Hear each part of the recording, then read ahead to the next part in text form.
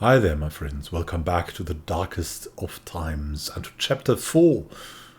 We'll go quickly through the end of chapter 3 together because it ended really on a low note. In October 1941, the regime began to deport thousands of Jews to the east and killing them there. Despite these crimes, and although it quickly became apparent that Germany would no longer be able to win the war, most Germans still supported Hitler and his regime, enabling them to continue their war of annihilation.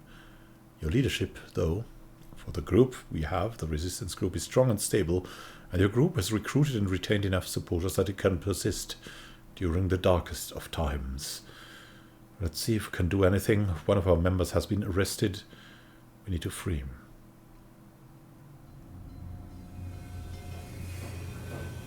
Like the Gutmanns, thousands of Jews were deported to the east.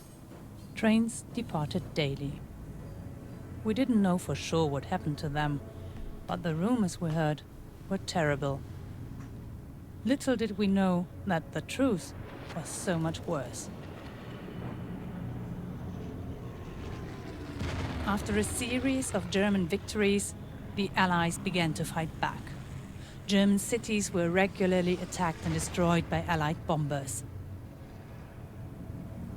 In the winter of 1942, the Wehrmacht lost more than 300,000 soldiers at Stalingrad.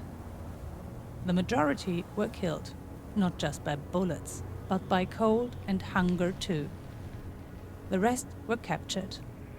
Many of us thought that the war was now over. But it wasn't over. Even though the Wehrmacht had been on retreat for 2 full years, the regime had not given up. On the contrary, the weaker they were, the more aggressive and ruthless they became.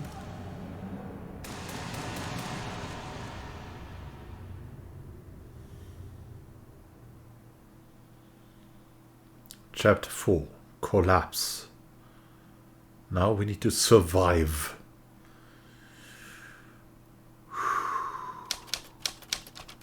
December 1944.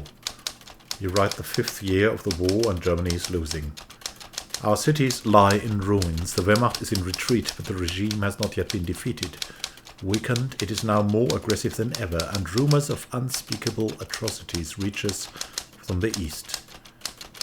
We lost most of our supporters, many died in combat or gave up, but we won't stop resisting, we mustn't.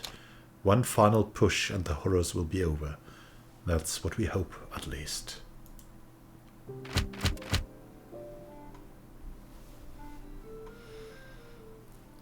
Flugpost. Churchill supports Soviets. British Prime Minister supports the Soviet People Republic's territorial claims against Poland on the 18th of December 1944. Thrown down over Berlin, because it's the Flug, the avian post. Battle of the Bulge begins. German troops starting a massive counter-offensive at the Western Front. An alle Berliner, to all Berliners. New military award, the Warschau Shield. Hitler plans to award soldiers who fought in the Warsaw Uprising. 18th of December 1944. I find this difficult to ask, but I need the help of the group, says Wilhelmetta. Of course, Wilhelm. We've run out of coal. Our apartment is freezing cold. My entire family is sick. I need coal or money to buy some. Yeah, of course. Give him coal. Thank you so much, says Wilhelm. Yeah, it's clear we need to survive now. And we need everyone and their families. Let's see what we have. We have low morale. We have 5 supporters. That's low. We have 2 coal. We have an army uniform and a fake passport. Let's see if we have contacts. We have a priest. We'll speak about our actions with members of his community. What can we do with him? Let's find out. We gain one supporter and 1 morale. All right, that's not bad. Every supporter is nice at the start, right? So let's see. Gerhard Hagelstein has come free. That's That's a great relief. What we need to do is probably get some coal and stuff. And some supporters. Let's see. The Christian community is, of course, a very good option, which will unlock access to a sick bay, collecting donations, and ambushes supply delivery. Yeah, that should be good. We could observe army activities. Not right now. It's not the time for that. Let's talk to the Christian community. That's best. Courtworth is definitely very good at this. I think Karin is also great for that. But do we need her there? Let's see. What else can we do? We should meet a friend, meet a former unionist, contact a social democrat, and meet another friend.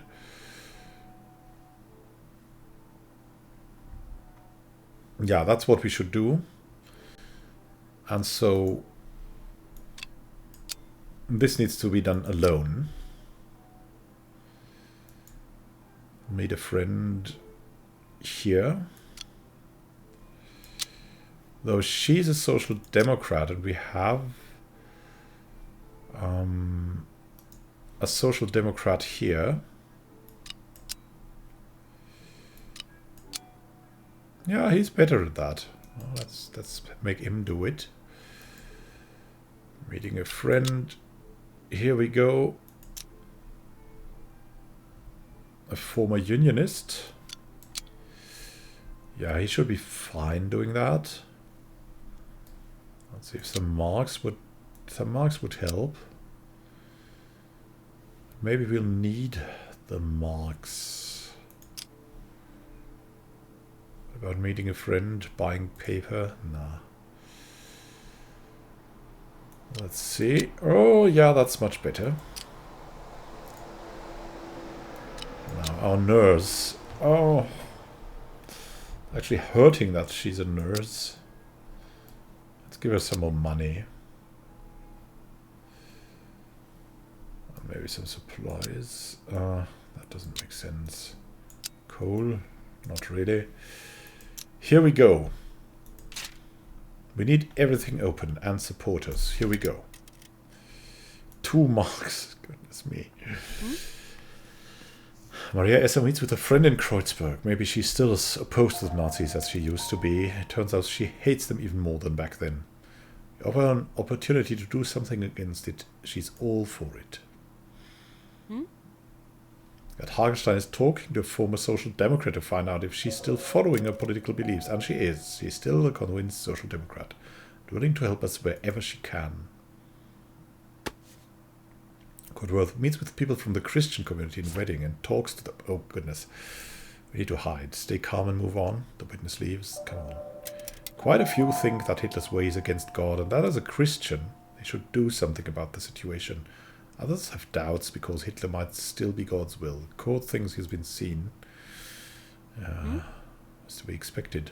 Colonel Leopold meets with a former unionist in Pankow.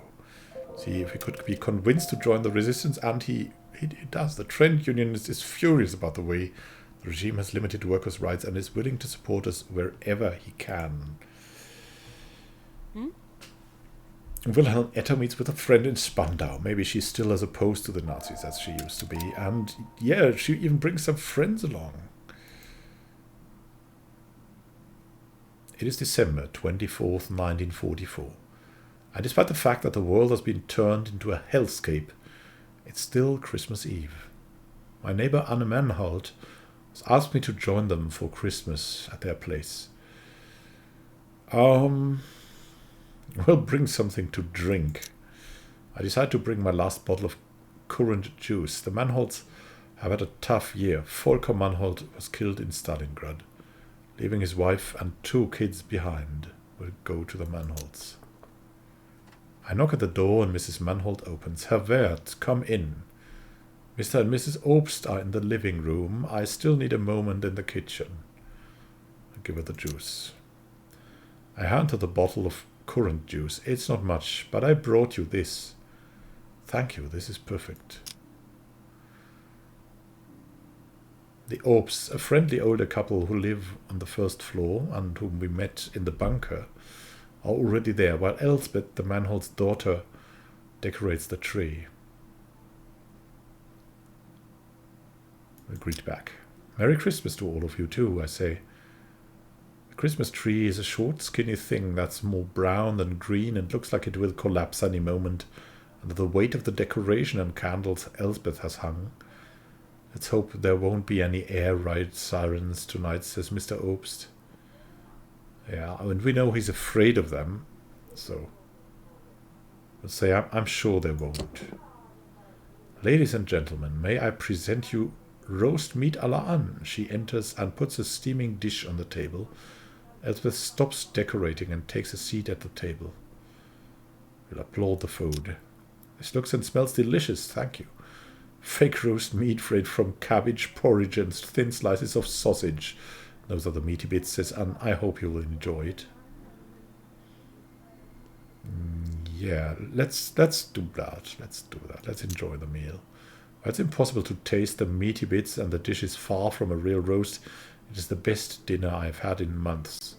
After dinner, Elspeth sings Christmas carols before she opens her presents. I have one for Klaus, says Elspeth. Will you open it for him, Mama? I realize for the first time that Elspeth's older brother isn't here. Where's Klaus? Where's your brother? He's a hero now. He's fighting the Bolsheviks, says Elspeth. Shut up, says her mother. Isn't he too young? How old is he, I ask. 16. That's the new recruitment age. He received a brief training and was then immediately shipped off to Poland. I'm sorry. Criminals, says Mrs. Obst. Bloody criminals sending children to fight a lost war. Will you be quiet now, Waltraud? You don't know what you're saying. You'll get us all arrested, says Mr. Obst. Yeah, I'm on your side. This is criminal. You're not wrong, but your husband has a point. You should be careful what you say to people these days, I say. Oh, come on, we are all friends here, are we not, says Mrs. Obst. Yeah, we'll stay a little longer. Now on to dessert and drinks, says Mrs. Manholt, and returns from the kitchen with a cake. There is a knock at the door. Who is that?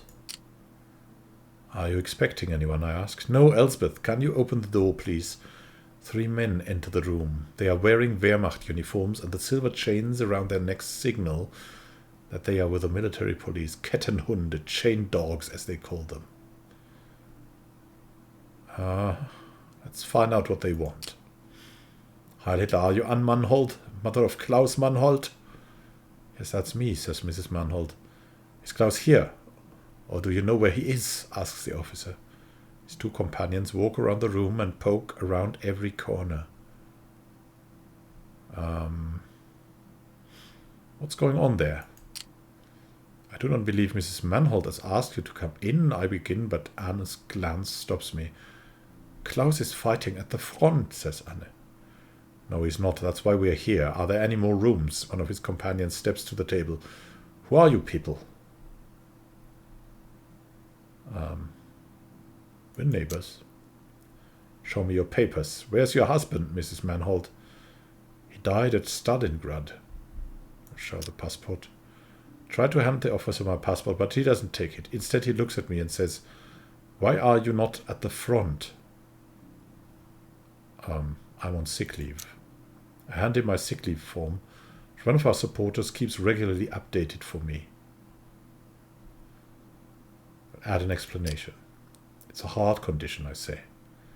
Whatever, he says. He takes the document. It does the trick with the normal police, but will it work with the military? Well, wait. Wait quietly for him to finish looking it over. Fine, he says, and gives me the form back. Now your passport. Will show it. The soldier checks my passport and hands it back to me. When he's done, he points at the candles on the Christmas tree and says, "Blow out those candles." Why? What, but why? I ask. Christmas lighting is banned this year, too great a danger of attracting enemy planes. We close the curtains, says Elspeth. It can't be seen from the outside. Shush, Elspeth, says Mrs. Manholt.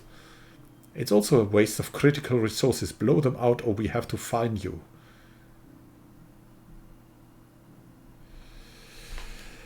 Oh, yeah, I mean, we can blow out the candles. We can relight them later on. We'll stay out of it. It's fine, says Mrs. Manholt, who blows out the candles and takes them off the tree. Room is empty, says the officer, who had searched the other room. We'll keep watching. If your son contacts you, you must inform us immediately. Hiding or assisting a deserter will be punished severely. Heil Hitler. He salutes. Oh, and Merry Christmas. We'll comfort her. I'm sure Klaus is safe. He's smart. He knows what he's doing, I say. Thank you, says Anne, with tears in her eyes. They won't ruin our Christmas, says Anne. Let's have cake. Yeah, stay for the cake. We don't dare to put the candles back on the tree, but we light one candle on the table and eat the cake, Anne made from porridge and margarine. What a bunch of pigs, says Mrs. Obst, breaking the silence, intruding into the homes of good people, chasing children, prohibiting Christmas lights. Oh, Germany. Oh, Germany. What has become of you? We'll ask about Klaus. I have no idea where he is, says Anne. I can only hope he is safe. Wherever he is, says Mrs. Obst, he's safer there than at the front right now. All I've heard is that it's a bloodbath. Waldschraut, says Mr. Obst. What? It's true, is it not? It's time to go home. I thank Anne and Elspeth and say good night to the Obsts before I go back to my apartment. Let's sleep and have a good dream after that. In my dreams, children dressed as soldiers fight at the front and chain dogs attack Christmas trees. There's a knock at the door. Herr Wert, open up, please. It's Anne. Open the door. Mrs. Manholt is wearing a nightgown. A boy in a Wehrmacht uniform stands beside her. It's Klaus, her son, who is supposed to be fighting at the front right now. Can you help him, please? He can't stay with us. They will look there first. Yeah, we'll help him. I mean, he has learned his lesson. So, come in, Klaus, and you go back to your daughter. I will take care of him.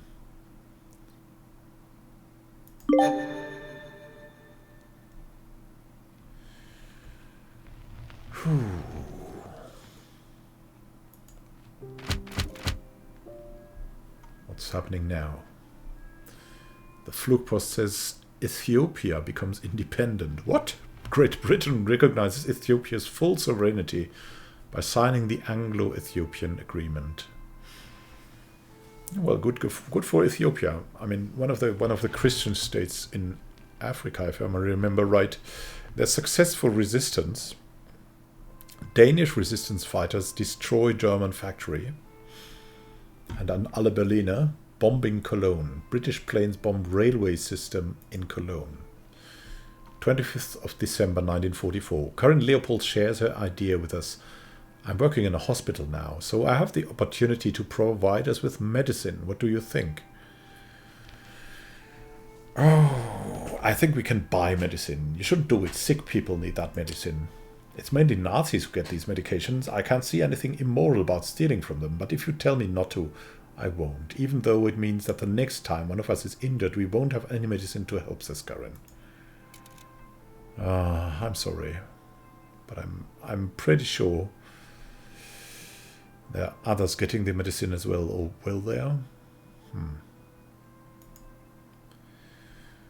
We'll see. We've gained some supporters at least. 15 now. We can do some extreme mission. We can radio contact the British Army and the Red Army. We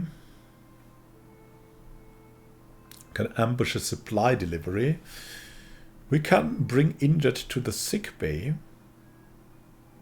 with a fake passport. But how do we get fake passports? Let's have a look. Yeah, there's a fake passport. Hide. We can hide Klaus. That's something that needs to be done now, I think. Now or never. We have 2 rounds for that. We need to do it right now. Klaus, the son of our neighbor, ran away from the front line. We need to find a safe place for him. Must help the Manholts save their son. What do we need? We need an optimist. A calm optimist. Oh, look at this. Maria Esser is great at this. That's nice. Will the army uniform help? It will bring down the danger a bit, but we need someone else to help. Let's see. Wilhelm Etter would be great at this as well.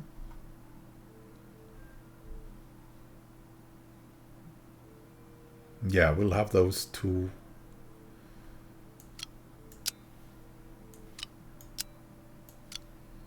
Yeah, they're best at this. The best of the best to hide Klaus.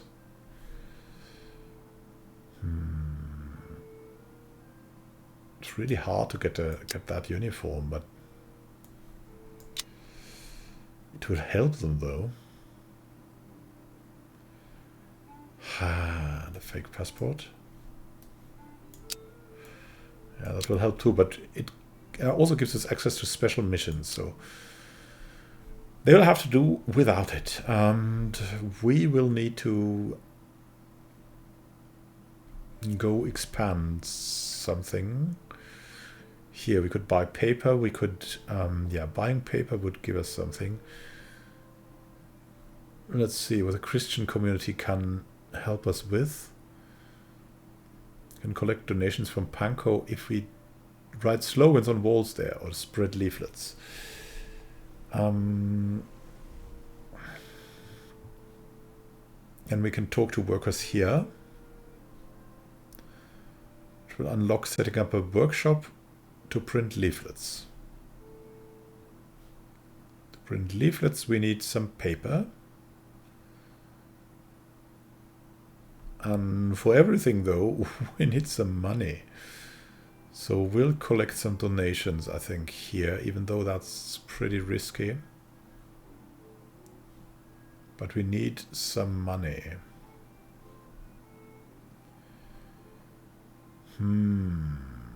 Talk to workers. Yeah, the Christian community, not so much.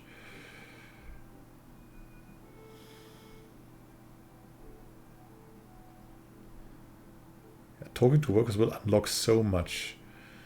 We need to do it. Gerhard Hagelstein is good at that. And Kurt Karin.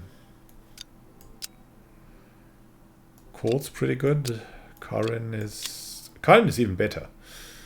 But that makes sense. It's also not that dangerous, so that's maybe the way. Let's talk to the workers there. Could go buy paint or paper. Setting up a workshop. Yeah. But let's see if we can collect donations. In wedding, and being a Catholic conservative helps us there. Let's try that. I have to do something. Here we go. I hear a knock at the door. When I answer, I'm shocked to see my Aunt Emma and Uncle Kurt standing there with their suitcases. The last I heard, they were still in Brownsburg in Eastern Prussia. What's going on? What are you doing in Berlin? Oh, Kurt, thank God we found you, says Aunt Emma. We weren't sure you would still be here. Wait, with everything. Please come in.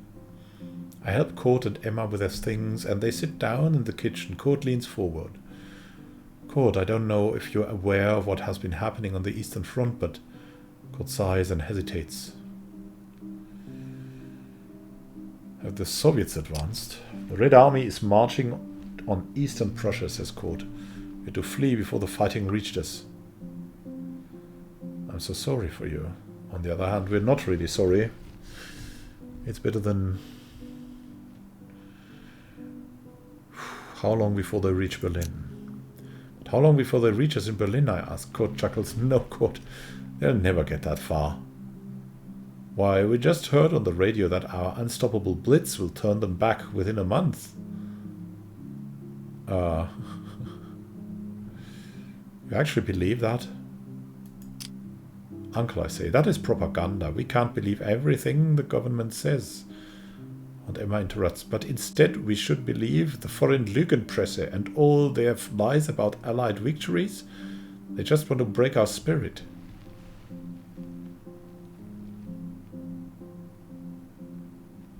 What we are living here is real. Yeah, I know there's always these formulas, but it was also the talk of then. What we are living here is real. Oh, what a relief, I sarcastically throw my hands in the air. The bombings we've suffered through in Berlin never happened. They're just lies. I can't hold back my anger. The Nazis lied us into this war. We're dying by the thousands, so it's all or nothing. And you're still supporting this? Don't you dare say that. Don't you dare. Kurt bounced the table with his fist. Our beloved son didn't march east for nothing, no. Emma's eyes well with silent tears, but Kurt continues. We will crush the bloody communists. Our Führer will bring us to peace, you will see.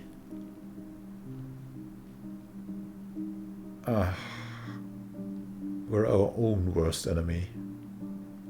Can't you see this? Even from the perspective of someone supporting an invasion and an army, it has been whack decisions always. We're our own worst enemy.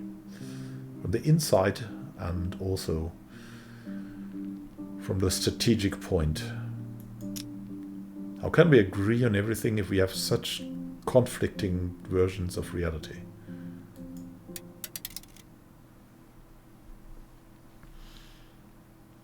Yay, we get 4 marks from the supporters. Yay. Better than nothing. Let's hope now. Courtworth visits the group's known supporters in Wedding. And thankfully he's so successful. Now, Gerd Hagenstein meets with co-workers of our supporter in Kreuzberg and talks to them to see if someone would be willing to help us. And it turns out there are still people not happy about the regime, willing to do something about it. Nice. Now let's hide Kurt. Maria Esser and Wilhelm Etter meet Klaus. Oh my goodness. We'll enforce that. Let's do it, whatever it takes. Gestapo are leaving. They successfully hide the boy without attracting attention. Well, not so much, right? Wilhelm Etter and Maria thinks they have been seen. But we have been successful in this, and we've hidden Klaus. Bombardment, says the Flugpost. US planes attacked bridges and train lines near Bonn. That was the capital of the German Democratic, the BRD, like the Bundesrepublik Deutschland, not the German Democratic Republic later on.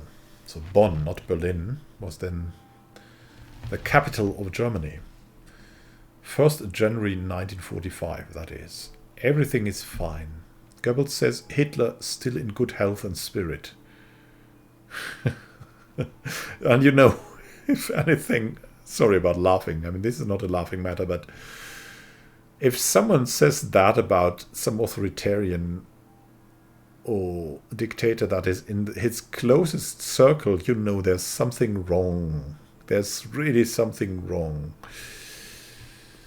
An alle Berliner, more SS members. Waffen-SS has now more than 1 million members. It's really crazy. 1st of January 1945. This is an opportunity, says Wilhelm Etter.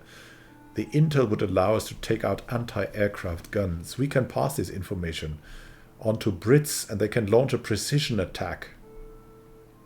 It's definitely interesting. Have you all gone completely mad all of a sudden, says Gerd Hagenstein? Sure, we want to see the Nazis lose the war, but these bombs hit our city. They hit civilians, our families, our friends. They hit us, for Christ's sake. These anti-aircraft guns are defending us. You're right. I mean, we cannot... We're Christians after all. We'll have to see. And sabotage the guns. Nothing else happens. Whew. My friends, thank you for watching and happy gaming to you. We'll see what we can do further in these darkest of times. Oh, note the flower here, the white flower. That was a symbol of the resistance as well on current Leopold. Have a great time until next time and happy gaming. Resist what you don't like. And support what you like, my friends. See you soon and happy gaming.